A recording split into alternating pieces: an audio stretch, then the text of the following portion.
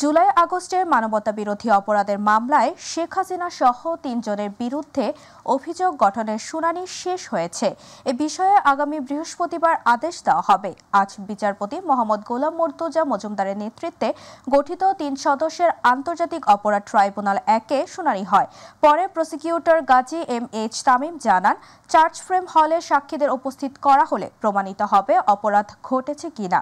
এদিকে রাষ্ট্রনিযুক্ত আসামি পক্ষের আইনজীবী আমির হোসেন চার্জ থেকে অব্যাহতি চেয়েছেন। তিনি বলেন, মামলায় রাজনৈতিক উদ্দেশ্য প্রণোদিত শেখ হাসিনার বিভিন্ন বক্তব্য অপব্যাখ্যা করা হয়েছে। জুলাই গণঅভ্যুত্থান চলাকালে এই ৩ জনের বিরুদ্ধে ৫টি সুনির্দিষ্ট অভিযোগ আনা হয়েছে।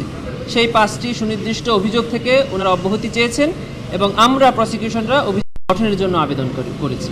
সেটির উপরেই আদেশ হবে আগামী 10 জুলাই 2025। রাষ্ট্রপক্ষ থেকে আনিত যে চার্জের অভিযোগ এসছে, সেই ফর্মাল চার্জ তার বিরুদ্ধে আমি ডিসচার্জের প্রেয়ার করেছি। আমি ডিসচার্জে তাদেরকে অব্যাহতির প্রার্থনা করেছি। অব্যাহতির প্রার্থনার মূল যে বিষয়গুলি ছিল সেগুলো এই যে তার বিরুদ্ধে যে সমস্ত কথাবার্তা এসছে সেগুলো কল্পিত, উদ্দেশ্যপ্রণোদিত, রাজনৈতিক উদ্দেশ্যপ্রণোদিত এবং যেগুলো কোনো সত্যিকারের ভিত্তি নাই।